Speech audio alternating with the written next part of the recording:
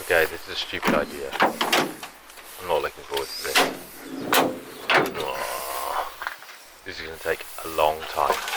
I know it.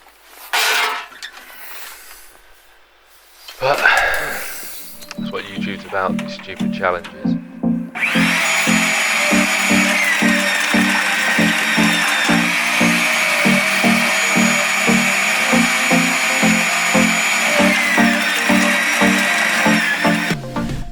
Now, clearly, they're not designed to be used all day, every day, and also it looks a little bit Mickey Mouse if you were to turn up to a job using one of these. Kind of like a wedding photographer turning up and just snapping pictures on their phone. Phone cameras are so good these days. It's just not going to cut it. It looks bad. That doesn't mean that they can't be used by a homeowner and that they're not useful. So I decided to put this one through its paces in a setting that I just never would normally use it in. So how did I end up using one of these shredders? I ask myself that question quite often. There are loads of garden shredders that you can use, but which one do I like the most? Well, during the first lockdown, most of the shops were shut and there were massive queues at the DIY chains. So I found this one and it was available from Screwfix, where I could get it click and collect pretty quickly. I think it was £99 at the time. I think they're now on sale for about 130.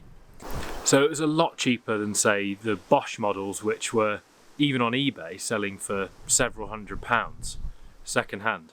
Household recycling centres were shut and I had a few little jobs to get done in my own garden, and I thought, why not try this out? Considering that at the time everyone in the UK was going nuts for gardening, even on eBay they were selling for a few £100. So to find one for 100, I thought it was worth a go. I could always return it if I didn't like it. I personally don't see the point in getting one of the Bosch models because for a few £100 you can get a Forest Master one which will chip it much faster and give you better quality chippings. You could either get a 6 horsepower petrol one for the same price, no cables, or you could get one of the 4 horsepower ones that you plug in. But for me, the one that I've bought is actually more useful than I originally thought. I didn't think it was going to be up to this challenge at all. And no, it's not that fast, but it's quicker than burning it on a small scale.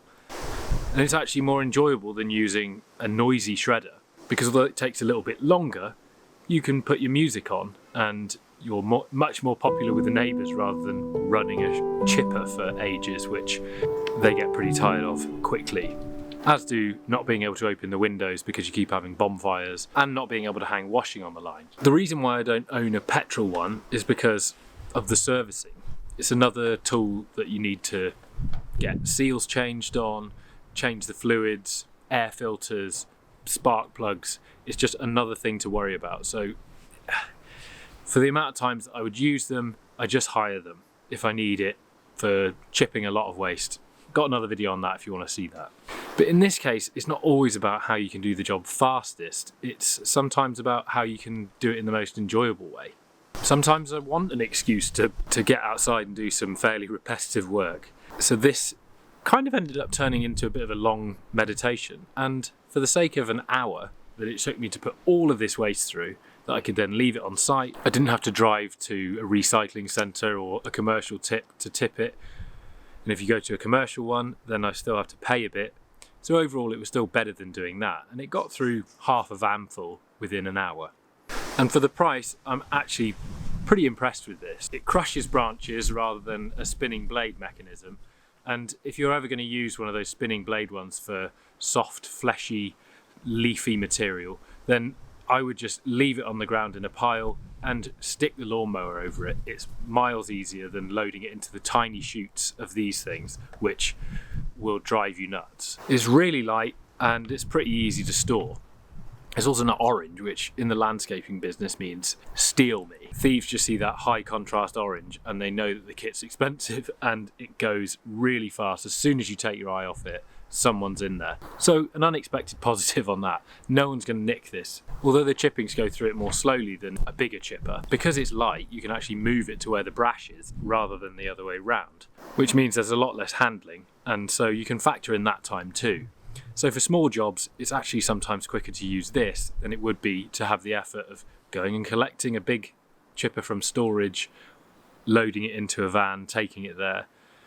Because when I'm at home, I'm not going to bother to do that or hire a machine just to so that it goes through the machine faster. That's definitely not quicker.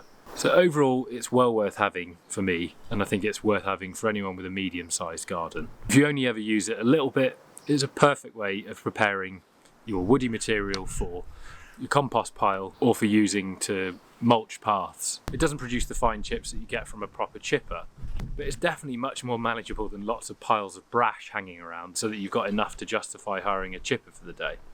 And it's definitely more convenient than trying to fire it into the back of a car and taking it down the recycling centre. It takes ages to vac the car out once you've done that. It also doesn't stink like bonfires do, and it doesn't create loads of local pollution and make it really unpopular with your neighbours.